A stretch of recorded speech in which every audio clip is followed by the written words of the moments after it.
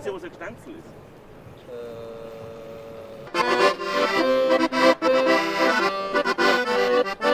Ja, servus, ich bin's, der Ritsch. Ich bin jetzt tatsächlich da in Berlin. Ich spiele jetzt ein paar Gstanzl und schau mal, wie die Berliner da drauf so reagieren. Sie können nämlich eine Reise gewinnen nach Oberbayern zum Gstanzl-Workshop. Schauen wir einmal.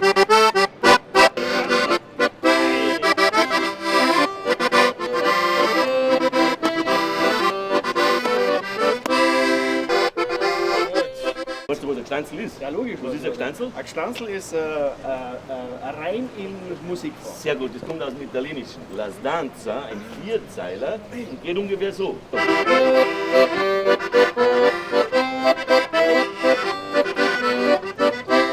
Ja, was gibt's Schönes, als wir mit dem Radl durch Oberbayern zum Fahren? Bei uns ist nur jede Radltour was ganz besonders geworden.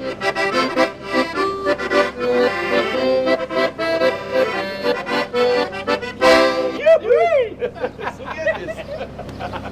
Wow, das war heute ein Tag in Berlin. Und jetzt, liebe Leute, seid ihr dran. Macht's mit beim Gstanzl Workshop Gewinnspiel.